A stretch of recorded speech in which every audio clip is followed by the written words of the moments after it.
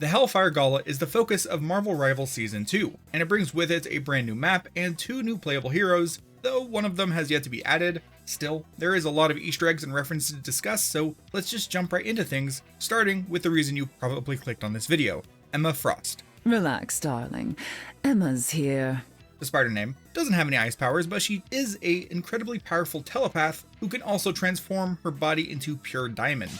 She is also known as the White Queen, a title earned from her role in the Hellfire Trading Company, which gives its leaders the title of chess pieces, king, queen, bishop, and knight, traditionally white and black, but Kitty Pryde forming the Marauders introduced red versions of the roles. Regardless, many people have held a position in the Hellfire Trading Company at one point or another. For example, nice gala, Emma. The Hellfire Trading Company must be doing well. Indeed, though we are always seeking new partners, particularly wealthy, handsome ones. Yeah, that's what I heard. Stark's got the funds, but what's in it for me? I know you, Tony, darling, and I can guarantee you'll find the benefits irresistible.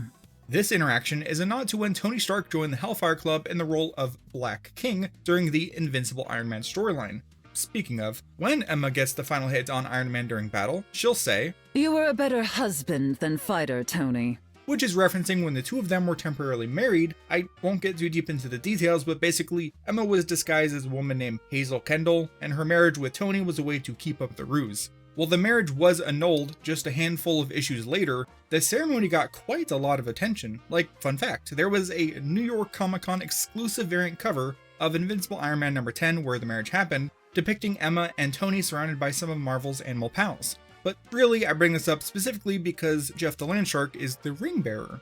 This is quite sweet and fitting because Emma Frost has a real soft spot for Jeff. In fact, one of the few times she'll get real emotional is when she witnesses a ally Jeff die in battle. No, my baby! They will pay for this! If you're curious, Emma met Jeff when he and Deadpool visited Krakoa because Wade felt he deserved an audience because he was currently the king of Staten Island. It's weird. For another fun fact, let's first hear an interaction between Invisible Woman and Emma Frost. People think they can see right through me. I bet you've heard that before too, Emma. Men have said as much. I prove them wrong consistently, just as any diva would.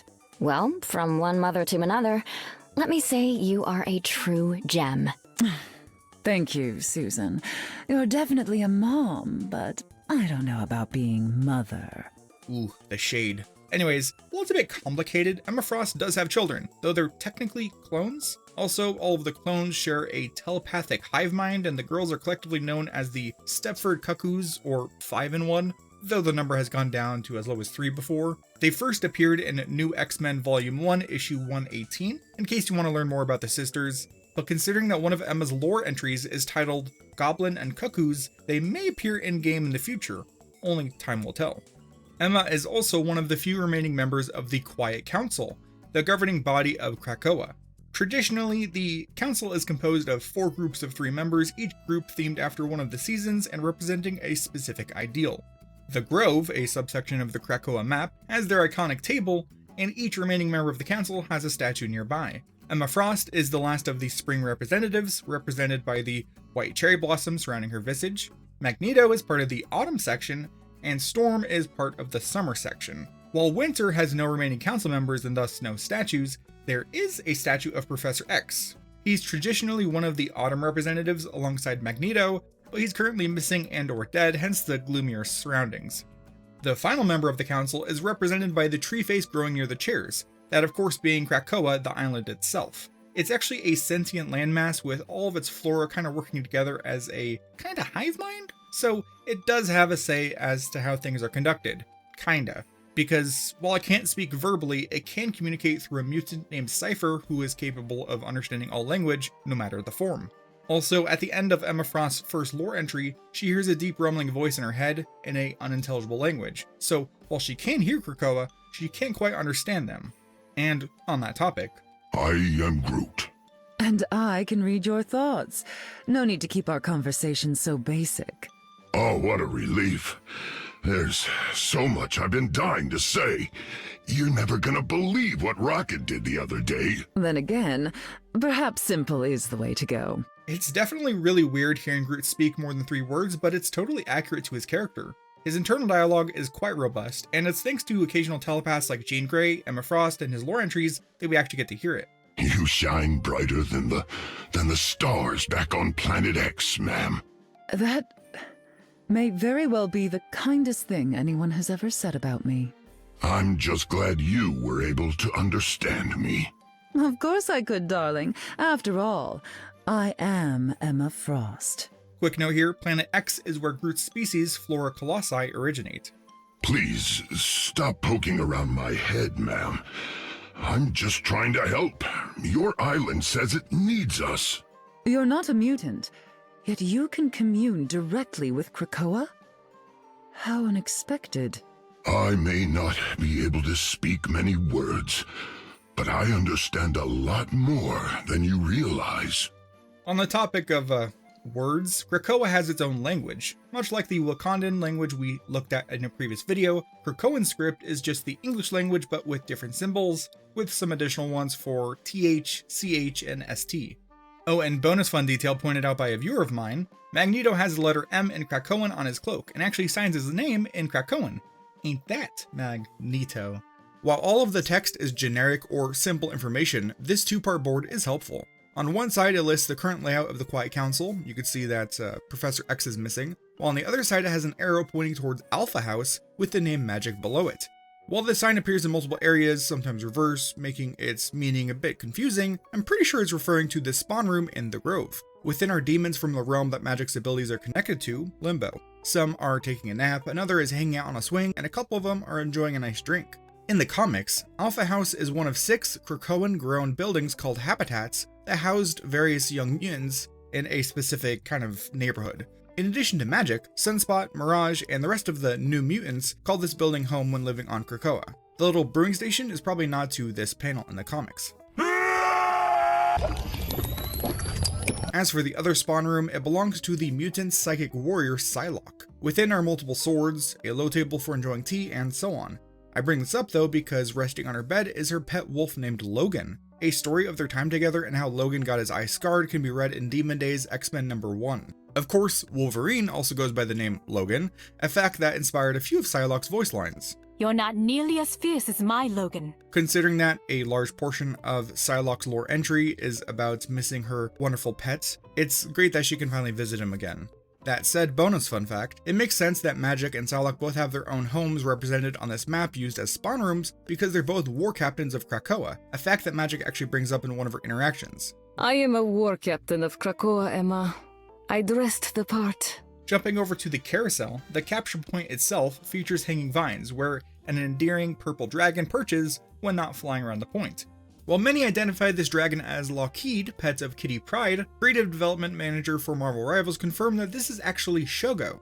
If you don't know, Shogo Lee is an orphaned human that was adopted by X-Men's Jubilee, and while he can shapeshift into a dragon, this is normally only possible thanks to fairy magic, while in Otherworld, which is a pocket dimension that is closely tied to the British Isles, Docomatic confirmed that this stipulation was handwaved for the sake of honoring the Krakoan era as a whole, which includes Shogo and the superhero team Excalibur. Neato. Also, in one of the respawn rooms, you can find a tree growing through and around a large metallic head that once belonged to a Sentinel robot.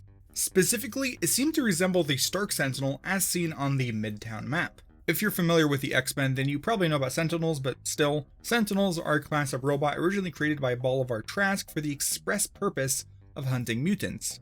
In the aforementioned Invincible Iron Man comic, the Stark Sentinel Mark II was created by Stark Unlimited, but without Tony's approval or knowledge. So this is a nod to that tumultuous history, but I doubt this is the last Sentinel we'll see in Marvel Rivals. Speaking of technology, let's finally check out the Cradle. This is where Cerebro version 7.0 can be found, or at least one of them. This helmet-sized version of Cerebro are capable of not only detecting mutant minds, but also creating copies of those mutant minds, which is very useful for another section of this map. Connected to one of the spawn rooms is a chamber with a large tree covered in pods. This is meant to be the Arbor Magna, which translates to Big Tree, aka Krakoa's main resurrection chamber. In the comics, it's explained that by combining any data held in Cerebro, as well as the abilities of 5 different mutants known as the Five, any mutant is capable of being resurrected any number of times. That all explains why one of the match result cutscenes is Ultron grabbing hold of Cerebro and then bursting forth from one of the eggs, having been reborn. Also, the Arbor Magna is why, even though countless mutants are dead or missing, they could still be resurrected as a reason for their appearance in Marvel Rivals. Now, this video is getting a bit too long for me, so let's wrap up this video with a couple bonus fun facts. All across Krakoa, you can find 3 different copies of these little tree people. While they remind me of the Koroks from the Zelda series, they're actually seedlings of Krakoa that were merged with Cranovium, creating a new type of life. According to their item entry via the Season 2 Battle Pass, they're named Ak, Ra, and Ko.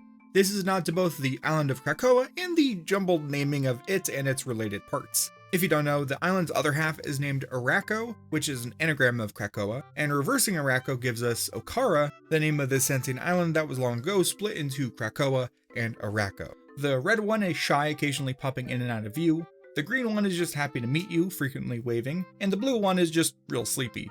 Oh, and speaking of little guys, the new Hellfire Gala skin for Rocket Raccoon has this metallic creature on the hat.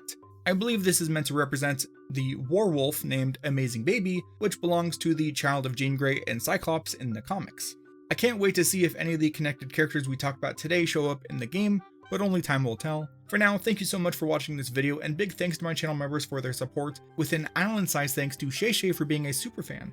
If you're looking for more Marvel Rivals videos, be sure to check out the other ones I've posted, and subscribe if you want more gaming content. Just know I'm not a Marvel Rivals channel. I just wanted to get that out there. Either way, thanks for watching. Goodbye.